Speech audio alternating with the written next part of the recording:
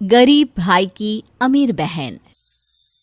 किशोर और पिद्दी दो भाई बहन थे। पिद्दी बहुत खर्चीले स्वभाव की थी। वो जितना कमाती अपने ऐशो आराम में पैसे उड़ा दिया करती। लेकिन किशोर समझदार था, घर को साथ लेकर चलना जानता था। अपनी बहन के जितना कमाता तो नहीं था, लेकिन फिर भी वो किसी तरह घर का खर्च चला लेता था। एक दिन पिद्दी किशोर से कहती है, किशोर, तुम थोड़ा ज्यादा क्यों नहीं कमाते? मेरे दोस्त रोज मेरा मजाक उड़ाते हैं। अरे बहन, मैं कोशिश तो कर रहा हूँ। अच्छा सुनो, अगले महीने रक्षाबंधन है, मुझे सोने का हार चाहिए, इससे कम कुछ भी ना लूंगी। अरे दिला दूंगा बहन।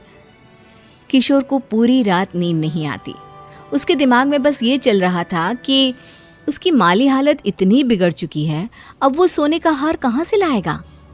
अगले दिन किशोर सुबह सुबह घर से ये बोलकर निकल गया कि पिद्दी, मैं गांव से बाहर जा रहा हूँ, कुछ दिन घर नहीं आऊंगा। किशोर ने अपने काम के साथ साथ फेरी में कपड़े बेचने भी शुरू कर दिए, जिससे वो ज्यादा से ज्यादा पैसे कमा सके।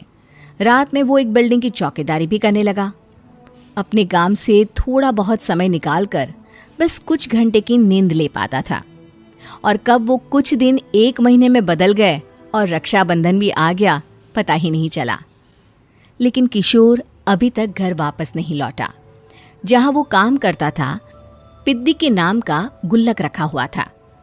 किशोर ने उस गुल्लक को फोड़ा और सारे पैसे इकट्ठा करके एक सोने का हार खरीद लिया। घर में पिद्दी किशोर का इंतजार कर रही थी। तभी किशोर आता है।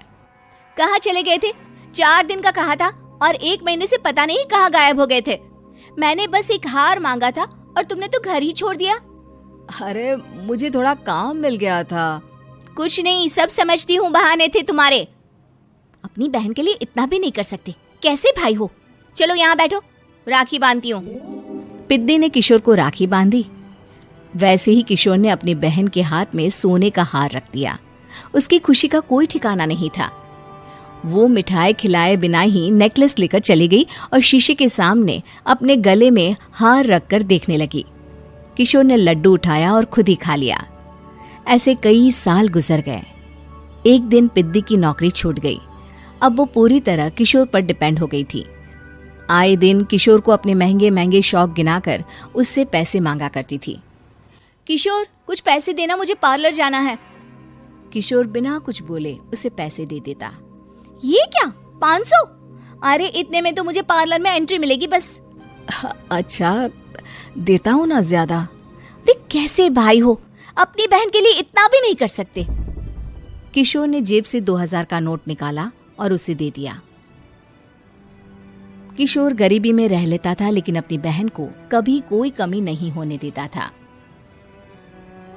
बेटा, पिद्दी तुम्हारी बहन है, उसे कभी किसी चीज की कमी मत होने देना और उसका ध्यान रखना, क्योंकि भाई का फर्ज होता है अपनी बहन का ध्यान रखना।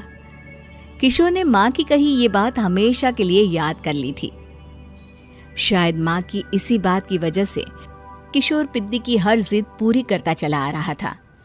किशोर, आज मैं अपने दोस्तों के साथ पार्टी करने जा रही हूँ, मुझे कुछ पैसे दो ना। किशोर पिद्दी को समझाता है, लेकिन पिद्दी नाराज होकर चली गई और अपने कमरे में सुबक सुबक कर रोने लगी। किशोर अपनी जेब से कुछ पैसे निकालता है और पिद्दी को दे देता है। किशोर खुद कभी अच्छे कपड़े नहीं पहनता, लेकिन पिद्दी को राजकुमारी की तरह रखता। पिद्दी के जाने के बाद किशोर अपने काम पर निकल गया। एक तरफ पिद्दी अपने दोस्तों के साथ मस्ती कर रही थी, तो वहीं दूसरी तरफ किशोर पैसे कमाने के लिए कड़ी मेहनत कर रहा था। कुछ और दिन ऐसे ही बीत गए। एक दिन पिद्दी एक लड़के को लेकर घर आई और उसे किशोर से मिलवाया। किशोर, मुझे इस लड़के से शादी करनी है, लेकिन इनके मम्मी पापा बोल रहे हैं कि उनको दहेज में एक कार चाहिए, तभी वो मेरा और पंकज का रिश्ता कबूल करेंगे। लेकिन बहन, कार खरीदना कोई सब्जी खरीदने के बराबर तो नहीं है। अरे कैसे भाई हो तुम, अपनी बहन के लिए इतना नहीं कर सकते? देखो, मैं ज्यादा इंतजार नहीं कर सकती, तुम्हें 1 साल में मेरे लिए कार खरीदनी ही होगी। अच्छा पंकज, एक काम करो, कल तुम अपने माता पिता को घर बुला लो, मैं उनसे तुम्हारे और पिद्दी के रिश्ते की बात कर लेता हूँ। अगले दिन किशोर के छोटे से घर में पंकज और उसके माता पिता आते हैं। बेटा, तुम्हारी बहन ने हमारी शर्त तो बता ही दी होगी। जी। बेटा, तुम तो इतने छोटे घर में रहते हो, दहेज कहाँ से लाओगे? मैं अपनी बहन की खुशी के लिए सब कुछ कर सकता हूँ। पंकज और पिद्दी का रिश्ता तय हो जाता है। किशोर अब अपनी क्षमता से 4 गुना ज्यादा काम करने लगता है। सुबह सबके घरों में न्यूज़पेपर फेंकता, दिन में मजदूरी करता और रात में चौकीदारी करता। खूब मेहनत करके किशोर ने अपनी बहन की शादी के लिए पैसे जुटा लिए। उसने अपनी बहन के लिए कार खरीद ली।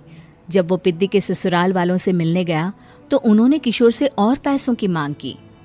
इस बार किशोर हार चुका था। पिद्दी माफ करना, मैं तुम्हारी शादी उस लड़के से नहीं कर सकता। वो लालची लोग हैं, उन्हें सिर्फ पैसों से मतलब है। देखो किशोर, मैं पंकज से ही शादी करूंगी। क्योंकि पिद्दी ने तो किशोर की बात न मानने की जैसे कसम खा रखी थी। किशोर ने पंकज को घर बुलाया। पंकज, तुम अपने माता पिता को समझाते क्यों नहीं हो? भैया, वो हमारी शादी के लिए मान गए, मेरे लिए तो यही बहुत बड़ी बात है। हम एक काम कर सकते हैं, दहेज की रकम में से कुछ पैसे मैं आपको दे देता हूँ। अरे लेकिन समाज वाले क्या कहेंगे? अरे जब दुनिया को पता चलेगा तब ना। अच्छा, कुछ पैसे मैं अपने मालिक से कर्ज में ले लेता हूँ। कुछ पैसे पंकज देता है, कुछ वो कर्जा लेता है और अपनी उम्र भर की कमाई वो अपनी बहन की शादी में लगा देता है। आखिर में पंकज और पिद्दी की शादी हो जाती है। पिद्दी की विदाई के बाद किशोर बिल्कुल अकेला पड़ जाता है। अब उसका कमाने में भी मन नहीं लगता। उधारी वाले रोज घर में आकर बैठ जाते हैं। अरे किशोर, अब तो पिद्दी की शादी को 5 साल हो गए, अब तो हमारा पैसा लौटा दो। चाचा, पिद्दी के जाने के बाद किसी भी काम में मन नहीं लगता। अरे तो हमारा पैसा कैसे वापस मिलेगा? जी, कुछ करता हूँ मैं। किशोर के ऊपर बहुत सा कर्जा चढ़ गया था, इसलिए उसने तय किया कि वो ये घर बेचकर सबके पैसे लौटा देगा। अगली सुबह शहर के किसी साहूकार को उसने अपना घर बेच दिया और सबके पैसे लौटा के वो गांव छोड़कर चला गया। पिद्दी ने शादी के बाद कभी अपने भाई का हाल तक नहीं पूछा। किशोर को फर्क नहीं पड़ता था, बस ससुराल में उसकी बहन खुश है ये जानकर उसे खुद की खुशी मिलती थी और ये सोचकर कि उसने माँ से किया हुआ वादा पूरा कर दिया।